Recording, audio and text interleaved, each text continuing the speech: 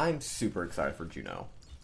While I tend to upload speedrunning VODs, a recent move has caused some error issues for me that have stopped me from streaming. That hasn't though stopped me from getting my hands on 2 playtests. I got to try Juno out during her trial period, and in a future video I'll be showing off the closed beta test for the new Marvel Rivals game and sharing my thoughts on it. Now let's move on to Juno. I think she is an amazing addition to the game. Juno will be the newest support hero added in Season 12 of Overwatch 2. She will be the 11th support added to the cast, and blends what it means to be a main support and a flex support. Her kit starts with her passive, Martian Over Boots. By holding jump, you slowly descend like Mercy or Echo, and by hitting jump again, you will double jump like Genji. Her primary fire is the Medi Blaster, a 12-shot burst pistol that damages and heals with each shot. It does have a hefty fall off as well, making Juno need to play slightly closer to the fight. It makes her the first hero with fall off applied to their healing.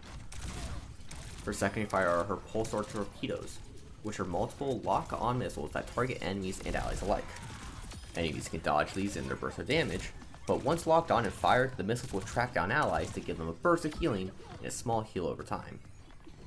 The time required to lock on depends on how far away you are from the target, with a base time of a half second to lock on, and up to a full second at max range. Her first ability is Glide Boost. It's a small dash and move increase that allows Juno to not be pulled down by gravity. It doesn't have a vertical component built in, but you can still gain or reduce your altitude by gliding up against a slanted terrain, or by using your double jump if you haven't already. Her secondary ability is the big one, Hyper Ring.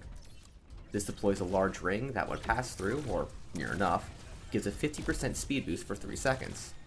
The ring itself lasts 6 seconds when deployed, and applies the speed boost to Juno when she fires it.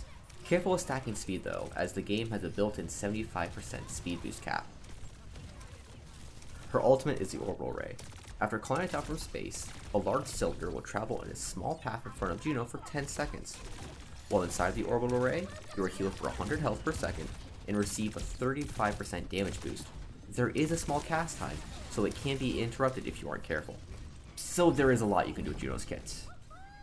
You can do good damage and healing, and being able to output good numbers on both, like a Baptiste, is crucial for your value as a support.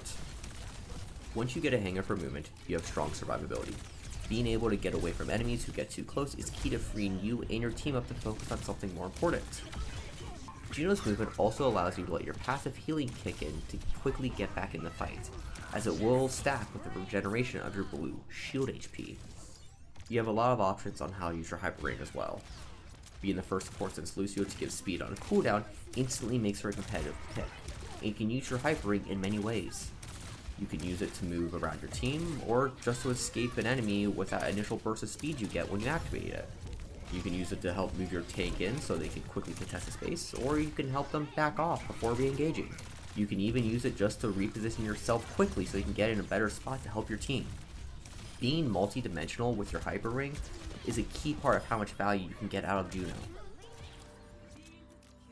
While it may feel like she has a lot to her kit, all it takes is a little bit of time getting comfortable with her, and you can quickly learn when and how to use all parts of it. Learning how to weave in all parts of her kit is super fun and rewarding. That's why I've fallen in love with playing her. You seem to learn something new every time you play, and I played with and as Juno a lot in her short trial. It's not like a Life Weaver situation where the strengths and weaknesses of the character are almost immediately known and the ceiling isn't too high. Rather, Juno has a high skill ceiling. Improving things like your aim, APM, and other fundamentals of the game will help you improve your skill on her.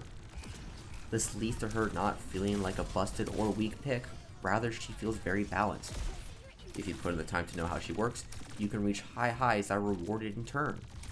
Or if you just want to add a new support to your hero pool, her kit is flexible enough to fit into multiple scenarios, and has a base level of value that makes her approachable and rewarding while you're still growing as a player. If Overwatch continues to release heroes like Juno, the game will be in a great state. She is flexible, not oppressive, has skill expression, and most importantly is really fun. In the weekend I had of Juno, I played over 20 games with her. Multiple games where I was a teammate to Juno, and in almost every game the enemy had a Juno, and I couldn't stop having fun learning everything I can about them. There's a level of complexity to her kit while still being approachable. Heroes like that, heroes that you can have fun getting into, then have fun getting better at, are the type of heroes that make Overwatch great. One last thing for the video. You can see now my recent off-stream run of Winston's Agent course. I have been grinding away on Winston, Reinhardt, and Tracer off-stream, and really can't wait to stream my progression through their remaining courses. Thank you so much for watching. Make sure to like the video if you did, and subscribe so you won't miss my next one. I'll be showing off some of the Marvel Rivals closed beta test and sharing my thoughts of it as an Overwatch oldie.